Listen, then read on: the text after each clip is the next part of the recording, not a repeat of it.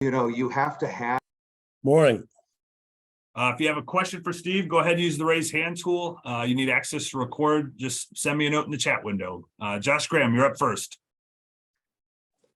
Steve, after rewatching Saturday, how much was Ty's struggles, particularly down the stretch, and him having an off shooting night, how much did it have to do with Clark?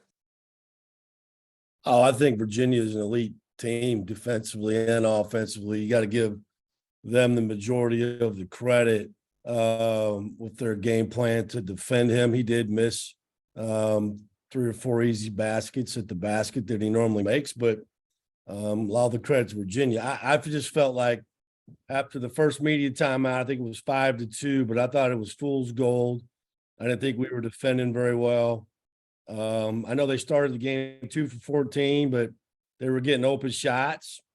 And then finally, they saw one go in about 13-16. Clark made one, and they went on a barrage and made 9 straight. 7 of those, I think, were threes, but they spread it all around. Clark, Franklin, Beekman, McNeely, they all made them. I think 14-12 was the last time we led, and we played from behind the rest of the game. It was a 22-1 run, I think, by Virginia. It was a game of really weird runs, though. We finished the half 12-5 run, and we were in pretty good shape. Then we ran on another 15-7 run, and we're only down 1, with 8 to go. But we had 3 straight shots at it.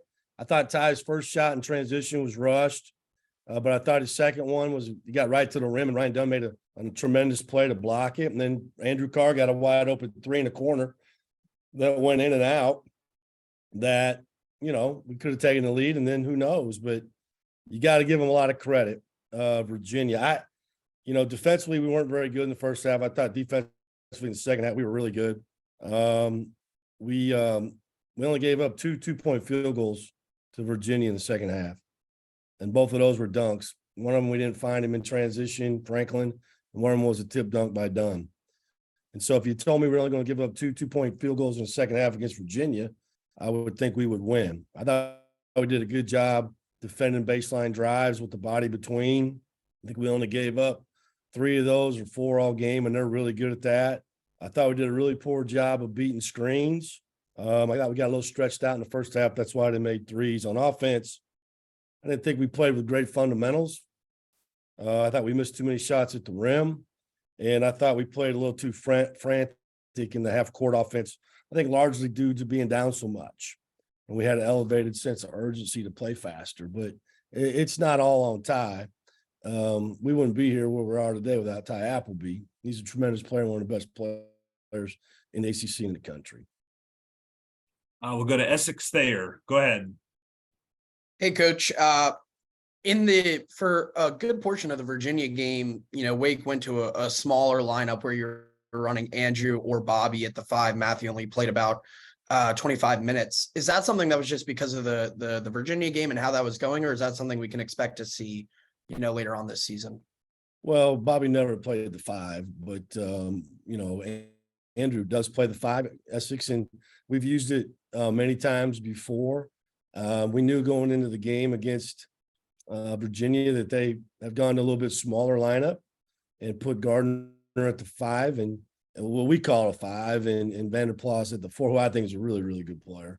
And so, yeah, that was a matchup deal. We'll use it moving forward in every game at some point. Just sometimes it'll depend on the circumstances. Sometimes it'll depend on the matchups. We'll go to George Michalowski. Go ahead, George.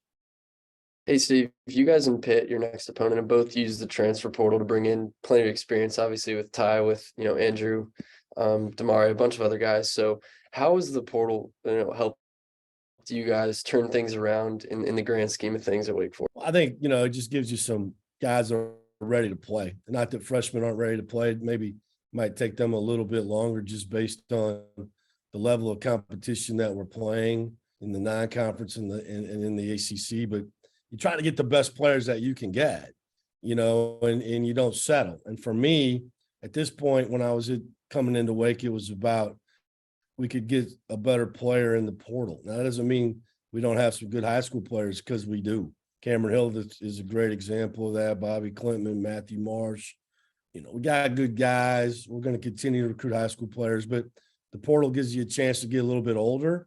And older's pretty good when you're playing in a league like this. And, Jeff has done the same thing. I mean, Jamarius Burton's been around so long. I recruited him at East Tennessee State, came on a visit, which is crazy if you think about it. And then he went to Wichita. He's having an unbelievable year. Blake Henson was somebody that we took a hard look at coming out when he left Ole Miss before he went to Iowa State. He's playing outstanding. Greg Elliott, we looked at him. He could shoot it. I'm really happy for Jeff. They got off to an unbelievable start in the league and then just lost a real close one to Clemson. But they're playing great. They're physical. Man, they're really tough in the 2-point field goal percentage. I think they lead the league. And so I know it's going to be a really hard fought game. I really have a lot of respect for Jeff. He's been very good to me throughout my career. And so we have a very good relationship. Thank you. Greg Medea, go ahead. Yeah, Steve, having just seen Virginia, why do you think their scoring is up? They were at like 62 points per game last year. This year they're up over 70. Any one thought about how come they're better offensively this year than last? They're making more shots. They're playing with a lot of confidence, and I think that Franklin's playing at a really high level.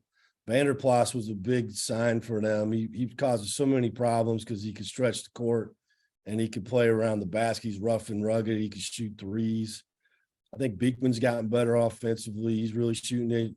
Clark's always been, a problem. Who am I forgetting? I don't know. Gardner. They got a lot of guys that can just kind of come at you.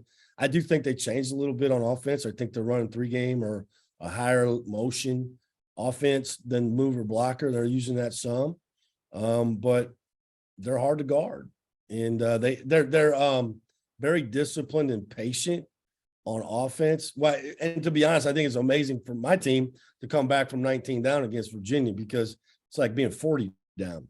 It's hard because they're not going to take quick shots. They're not going to take bad shots, and they're not going to turn it over. They didn't turn it over one time in the first half. Tough. And so a lot of credit, all the credit to them. And they played a really good game in a very hostile environment. We had an unbelievable crowd in here. Students were unbelievable. We had over 12,000 people. It was loud. They wanted to help us. And, Virginia took the air out of the building in the first half and we put it back in the building in the second half, but they staggered, but they didn't fall. Mike Barber, go ahead. Yeah, Steve, I know we talked a little bit about this after the game, but with them going with that small lineup, they were still able to out-rebound you. They still got some offensive boards. When you went back and reviewed the rebounding, what was happening there? I just think they're more aggressive to the ball on the offensive rebounds. The one that dunked, we didn't even check him out. And then there was a couple of times the ball our 5-man should have got the rebound, had inside position and didn't get it. I just thought they were just more aggressive to the ball. And, nothing really more than that. Just because you're smaller don't mean you can't rebound. Clay Hargrave was 6'4" when I was a kid growing up in Iowa City, Iowa. He led the Big Ten in rebounding, and he was 6'4". So you can do it. Perfect. Thank you. Steve, that's all the time that I have for you today. Thank you for being here. Appreciate it. Thanks. All right, we'll bring on Jim Laramie.